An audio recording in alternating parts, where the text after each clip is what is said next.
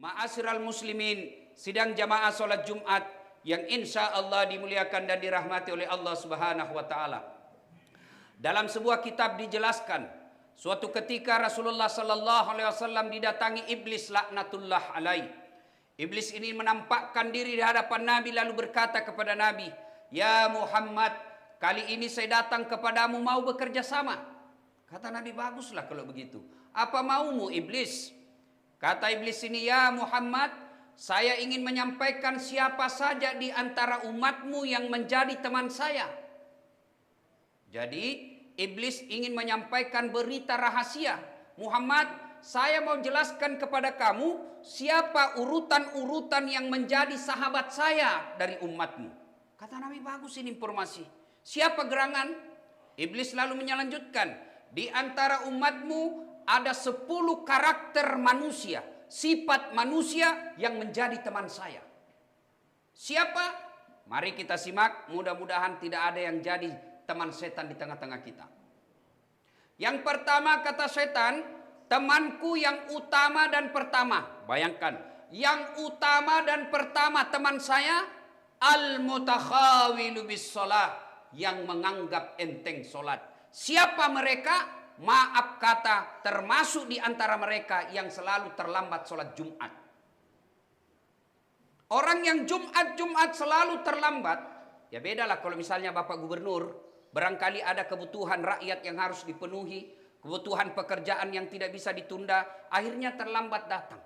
Kalau Anda pengangguran, tidak ada kegiatan lain, sudah tahu ini hari Jumat, dianjurkan datang lebih awal, lalu terlambat dan merasa tidak berdosa, bahkan merasa tidak malu, ketahuilah Anda masuk dari teman setan. Dan biasanya yang selalu terlambat datang itu, Pak, lihat-lihat wajahnya. Paling terlambat datang dan juga nanti paling cepat pulang.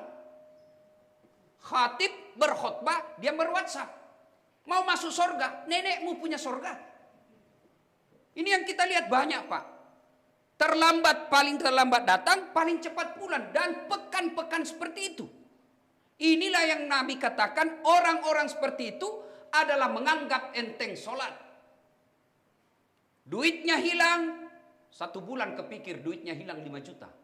Begitu temu temannya yang pengusaha, "Ngapain kau rebot sekali? Hilang duitku bro." "Berapa?" 5 juta. "Sudahlah, enggak usah kau pusing. Saya gantikan kau ini 5 juta. Begitu diganti duitnya 5 juta, tambah berpikir dan sengsara hatinya. Kenapa? Seandainya duitku tidak hilang, sudah 10 juta duit saya. Duitnya hilang. Dia pikir 3 hari. Diganti malah makin berpikir. Sementara sholatnya dia tinggalkan tiap hari. Merasa tidak pernah dosa. Ada orang karakternya begitu, Pak. Dia takut berzina. Dia takut curi sendal ketika dia pergi Jumatan. Dia takut ngerampok. Tapi ketika tidak sholat, merasa tidak ada dosa sama sekali. Itulah temannya setan, Pak. Penting ini sholat. Kenapa? Dia adalah puncak penghambaan hamba kepada Allah. Saya ulangi, kenapa sholat ini penting? Karena dia adalah puncak penghambaan kepada Allah. Tidak ada pekerja lain. Inilah ibadah yang paling menandakan kita hamba Allah. Bapak haji boleh menunaikan sambil haji dagang. Boleh tawaf sambil dengar musik. Boleh, tidak membatalkan. Bapak puasa boleh sambil dagang. Bapak puasa Ramadan boleh sambil dengar musik, bahkan nyanyi-nyanyi. Boleh. Bapak bayar zakat boleh diwakilkan, bahkan boleh sambil dengar musik. Tapi ketika mendirikan sholat, tidak boleh ada kekuatan lain. Tidak boleh ada kegiatan lain. Kenapa? Inilah engkau membuktikan kamu hamba. Tidak boleh ada kegiatanmu yang lain. Itulah sebabnya sholat paling gampang dilakukan. Kenapa? Karena dia adalah tanda keislaman kita. Buka Al-Quran surah Al-Fat. Muhammad Rasulullah. Walladzina ma'ahu asidda walal kuffar ruhama'u bainahum tarahum ruk'an sujjadah ila akhir ayat. Tanda umat Muhammad itu kata Allah surah Al-Fat. Kamu lihat mereka ruku dan sujud. Artinya apa? Ketika ada orang Islam mengaku Islam, tapi dia tidak sholat, demi Allah ulama mengkafirkannya. Bahkan Imam Syafi'i menghukumnya, mereka yang sengaja tidak mau sholat, lalu diperintah sholat dia tetap tidak mau, diperintah tobat dia tidak mau, lalu dia wafat, Imam Syafi'i mengkafirkannya dan mengharamkan jangan kau solati jenazahnya. Bapak tidak puasa tetap Islam. Bapak tidak haji tetap Islam. Bapak tidak menunaikan ibadah zakat tetap Islam. Tapi ketika tidak sholat kafir di hadapan Allah. Yang penting. Bapak tidak puasa tahun lalu, bertobat hari ini, sebelum masuk Ramadan, bayar puasanya, tidak ada masalah. Bapak tidak haji padahal sudah mampu, taubat hari ini, tahun depan berangkat haji, selesai urusan haji kewajibannya.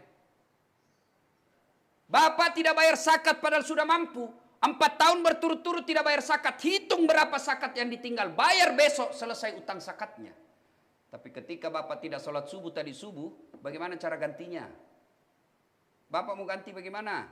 Besok saya sholat subuh Ustaz 2 kali, lebih salah lagi. Maka mari saudaraku Jumat kali ini yang mencari nafkah, yang bekerja, yang berdagang, profesi apa saja, jangan sampai perkara dunia membuat kita lupa sholat. Orang yang kerja cari nafkah, mengabdi sama pimpinannya, cari muka sama atasannya, tidak sholat duhur, tidak sholat asar, lewat maghrib, lepas isya. Inilah yang selalu saya ibaratkan setengah mati cari uang. Begitu dia lapar, dia beli nasi bungkus. Sayangnya setelah ada nasi bungkusnya, nasinya dia buang, bungkusnya dia makan. Itulah orang yang mengejar dunia, melupakan sholat. Yang kedua teman setan. Kata iblis kepada Rasulullah Muhammad SAW, yang kedua Muhammad temanku adalah ganiyun mutakabbir. Orang kaya yang sombong. Kaya apa saja dia sombong, temannya setan. Kaya harta, hartawan sombong, temannya setan. Mana ciri-ciri orang kaya yang sombong? Bakil, pelit, medit. Enggak enak juga ini saya harus katakan Pak.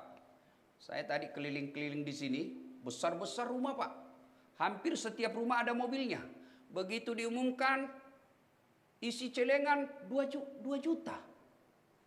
Ini bapak-bapak yang kaya nih, yang mewah-mewah rumahnya di samping nih, dekat-dekat masjid, sampean akan ditanya soal tanggung jawab mic yang jelek ini. Speaker yang jelek ini nanti orang kaya, sini kau. Saya kasih kau harta, saya kasih kau kesehatan, saya kasih kau jabatan. Kenapa itu speaker di masjid dekat rumahmu tidak bagus? Jangan ketawa Pak, ini serius. Ini rumah yang mewah, mobil yang megah, bapak mati demi Allah anak yang punya. Iya kalau anak kita baik, kalau anak kita narkoba. Lalu mana harta yang kita miliki? Yang kita setengah mati kita tunggu, kita tabung dari sejak kita bekerja sampai sekarang. Apakah rumah deposito? Demi Allah bukan itu yang kita punya. Mana yang kita punya? Yang telah kita jalankan, yang telah kita sedekahkan di jalan agama Allah, yang kita kenal dengan istilah amal jariah.